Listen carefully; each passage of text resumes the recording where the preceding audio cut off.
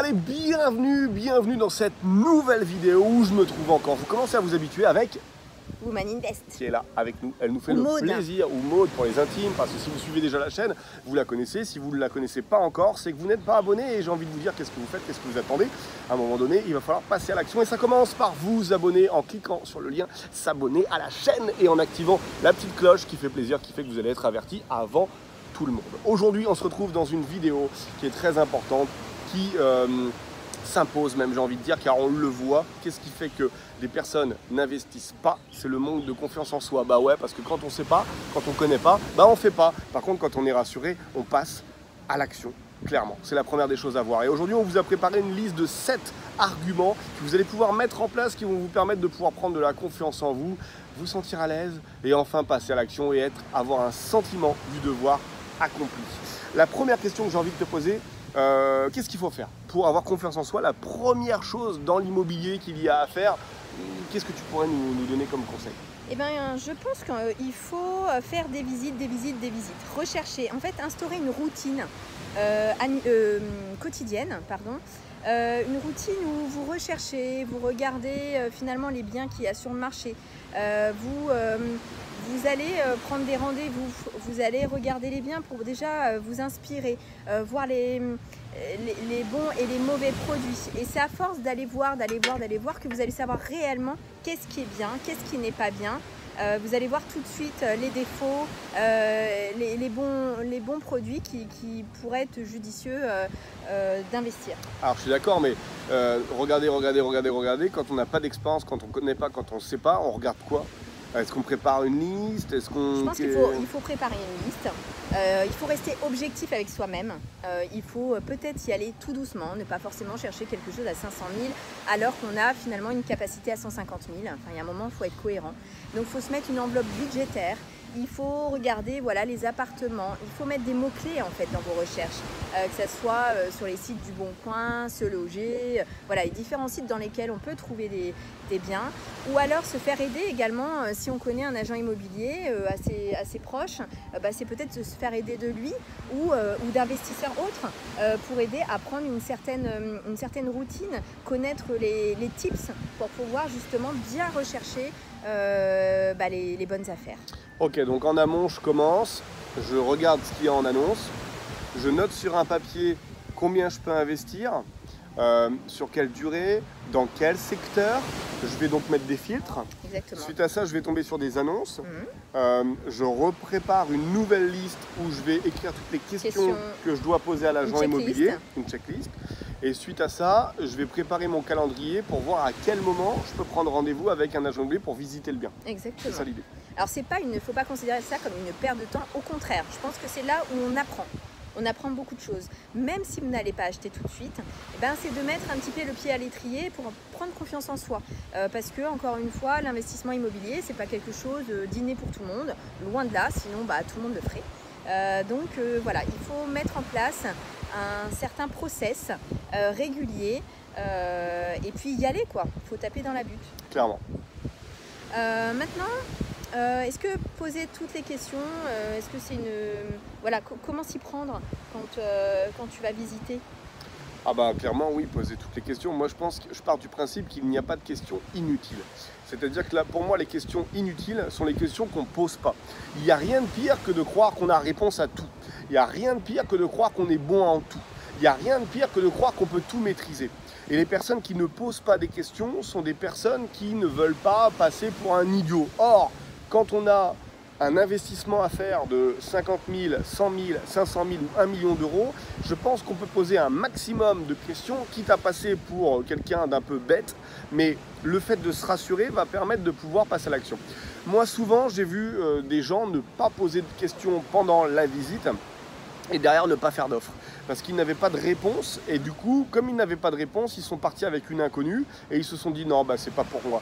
Donc pour moi, une fois qu'on a mis ses filtres, on a fait la checklist, une fois que l'on a pris rendez-vous, dès lors où on fait la première visite, il va être clairement nécessaire de noter toutes les questions qu'on a à poser. Ça peut être pourquoi le vendeur vend, où se trouve la boulangerie à côté du bien que j'achète, Ça peut être quel est le montant des loyers, depuis quand les baux ont été signés, est-ce que il y a un local, est-ce que la taxe foncière est bien payée par le professionnel. Bref, poser un maximum de questions, il n'y a jamais trop de questions, de façon à tout noter. Et une fois qu'on a tout noté, on rentre à la maison. Je regarde les photos, je regarde les vidéos, je regarde les réponses, je vais calculer ma rentabilité brute, ma rentabilité nette, ma rentabilité net. Et puis, je vais positionner des bons et des moins bons scénarios, de façon à pouvoir voir si effectivement mon bien, il tient la route. Par rapport à ça, je voulais te demander, quand tu fais une recherche, est-ce que tu es plutôt super optimiste, à savoir il va être loué 12 mois sur 12, plus cher que le prix du marché, il n'y aura jamais de travaux, il n'y aura pas d'assurance, ou est-ce qu'au contraire tu as un scénario pessimiste, de façon à pouvoir te rassurer et voir si ton projet il tient la route de façon pessimiste, finalement il tient la route toujours, quoi. Du coup, tu as la réponse dans ta question, donc c'est-à-dire que tu fais un calcul plutôt assez pessimiste de façon à ne pas être surpris. Il vaut mieux finalement faire un calcul, par exemple, en se disant voilà, qu'il y a des probabilités que le bien ne soit pas loué un mois dans l'année. Enfin voilà, il faut prendre en compte que l'immobilier, c'est pas tout rose, qu'il peut y avoir des aléas, des impondérables que vous ne maîtrisez pas au moment de l'acquisition. Il y a les à côté, donc ça peut être, voilà, en effet, ça peut être la vacance locative, c'est des loyers, un loyer impayé à un moment parce que le locataire a eu un problème. Voilà, donc il faut plutôt dans le calcul faire un calcul de rentabilité en prenant en compte le côté un petit peu pessimiste de l'investissement. Ok. Et justement, quand tu investis, l'investissement, c'est pas forcément inné. On est tous humains, il y a des hauts, il y a des bas. Pour toi, quelles sont les solutions justement pour te donner le maximum de chances de passer à l'action? Quand on ne sait pas, on demande. Quand on ne sait pas, on se renseigne. Quand on ne sait pas, on se forme. C'est-à-dire qu'à un moment donné, je l'ai déjà dit dans une précédente vidéo où j'expliquais qu'on est né sans le savoir. Alors ça, c'est pas de notre faute. Par contre, de continuer à vivre sans savoir, c'est uniquement de notre faute. Donc l'idée, c'est de s'entourer des bonnes personnes. Alors comment on fait pour s'entourer des bonnes personnes? Parce que forcément, c'est pas écrit sur notre front, c'est pas marqué spécialiste de l'immobilier, spécialiste de l'investissement, spécialiste, donc il faut chercher. Je pense qu'effectivement, il faut aller sur les réseaux sociaux. Il faut se mettre à suivre des gens qui l'ont déjà fait et pas des gens qui en parlent. Pour moi, encore une fois, la meilleure des publicités, c'est quelqu'un qui l'a fait. C'est-à-dire que si demain, j'apprends à jouer au basket avec Michael Jordan, ou si demain j'apprends à jouer au basket avec un mec qui est passionné par le basket, qui a des posters partout dans sa maison mais qui a jamais joué, je pense que j'apprendrai plus vite avec Michael Jordan. Donc je pense qu'il faut s'entourer et il faut suivre des gens qui l'ont fait. Et il faut être avare, il ne faut pas être avare de conseils, de façon à pouvoir aller chercher et puis se nourrir et poser les bonnes questions.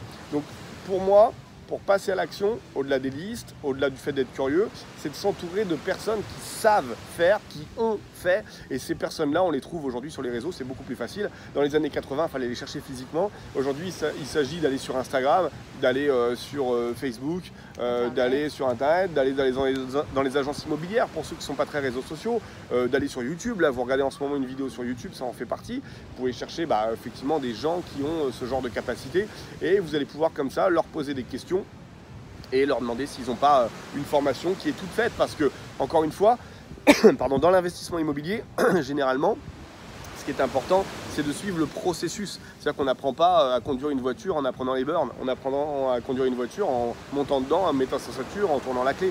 Dans l'immobilier, c'est pareil. Pour investir, il faut commencer par le début. Et le début, c'est quoi? C'est rechercher un bien avant même d'aller à la banque ou avant même de choisir des locataires. Clairement, je voulais te poser une question également. Pour avoir confiance en soi dans l'immobilier, quelle est pour toi la première des qualités qu'il faut avoir en soi de façon à pouvoir aller de l'avant et passer à l'action? Il faut déjà être convaincu de ce que l'on veut, de ce que l'on recherche, de ses objectifs. Donc forcément, si vous n'êtes pas convaincu parce que vous souhaitez ou parce que vous voulez, vous n'y arriverez pas. Donc il faut être convaincu de la recherche de l'investissement immobilier. C'est ça, ouais. L'idée, c'est effectivement pour être convaincant, par exemple, dans une négociation immobilière, il faut être convaincu de ses arguments. On ne peut pas arriver dans un appartement ou dans un immeuble où tout est parfait et on est persuadé que tout est parfait et d'essayer d'appliquer une décote pour payer moins cher. Il faudra trouver des choses. Si on n'est pas convaincu du locataire qu'on va mettre en place dans l'appartement, bah, ça devient compliqué d'être convaincant de lui dire qu'on ne peut pas le prendre lui.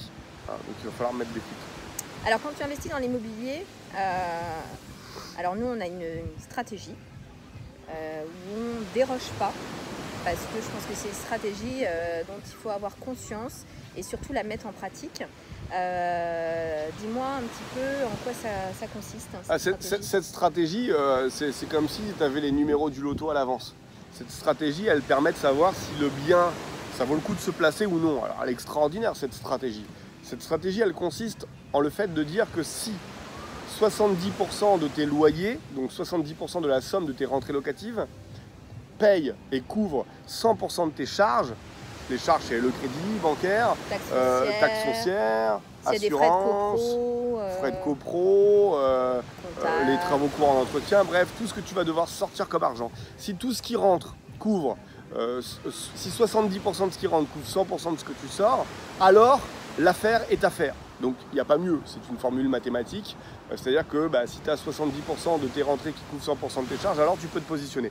Donc si demain tu arrives sur un bien qui vaut 200 000 euros avec une rentrée locative à 1 600 euros et que tu as fait le calcul et que tes rentrées locatives couvrent 80% de tes charges, tu sais qu'il faut que tu grattes le prix de départ pour arriver à 70%.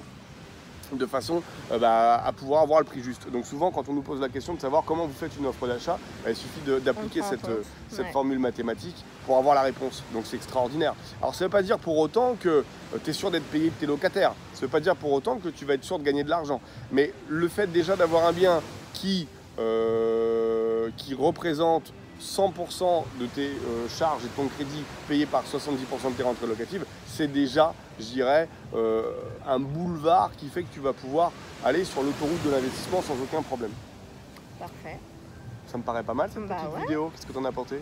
Moi je trouve que c'est plutôt pas mal, c'est des petites idées qu'on vous a données comme ça et puis là on va vous laisser avec la belle vue de la mer, en ce qui vous attend de Bali dans peu de temps si vous mettez tout en pratique. Yes, car ça peut aller très très vite, ça va très vite et ça va d'autant plus vite si vous faites aider, si vous faites conseiller. On va vous mettre en lien juste en dessous ici toute notre actualité, les Immo Cash Day, là où vous pouvez nous rejoindre, tous les événements qu'on organise, on va vous mettre les formations, les conseils qu'on peut vous donner, comment nous contacter, de façon à ce que si vous aussi, vous voulez passer à l'action, vous puissiez le faire de façon très rapide. On vous dit à très bientôt, bye bye. ciao, bye.